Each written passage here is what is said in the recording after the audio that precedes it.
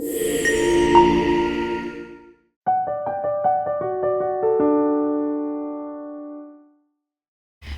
and blessings, everyone. It's me, Dr. Sabrina, or Sister Sabrina, whatever you feel like calling me today.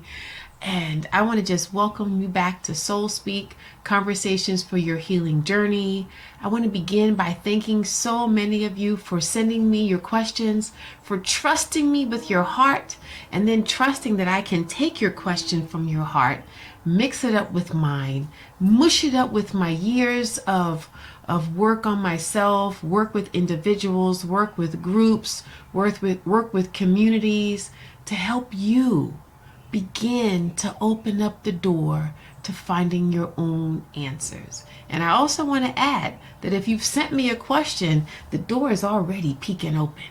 We're just going to open it up a little bit more. And then after you finish diving into whatever the answer is, you're going to go out in the world and get even more answers.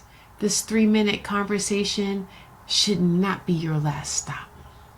So today's question comes from SP, and she writes, "Dear Dr. Sabrina, I've been fairly successful in my life, and for the most part, I feel really good about what I've done.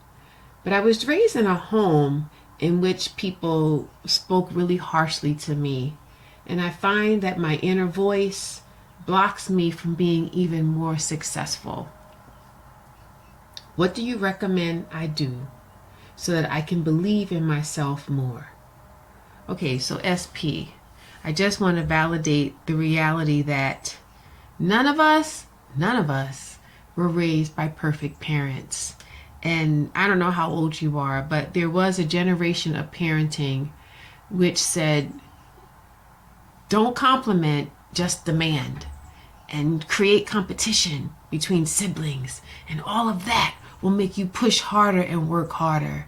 And what we know now is that that actually didn't do the job that it was intended.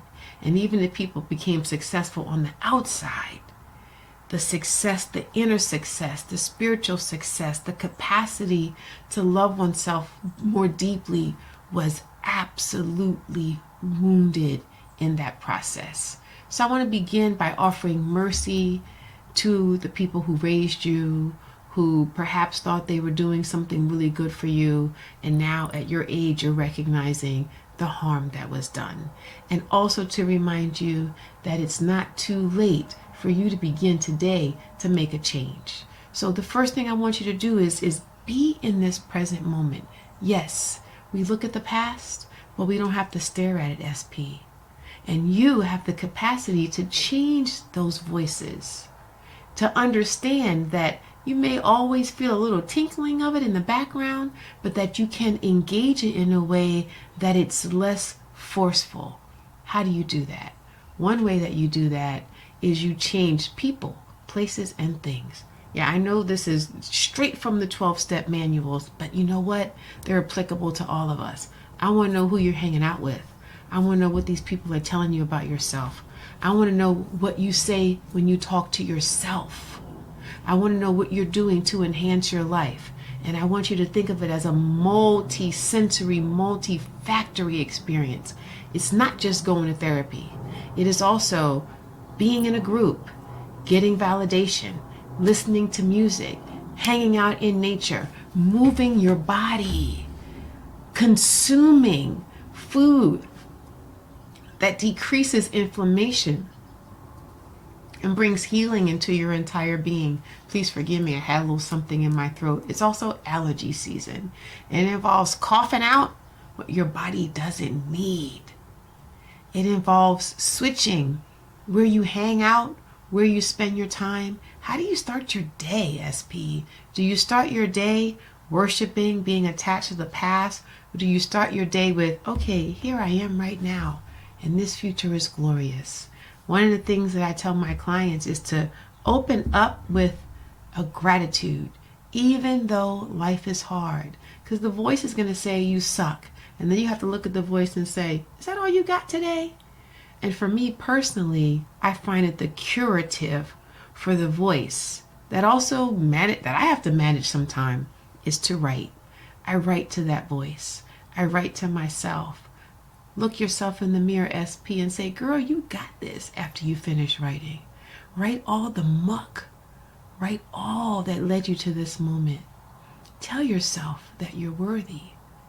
And slowly and surely, I assure you, those layers will lift. Those veils between you and your nature will disappear.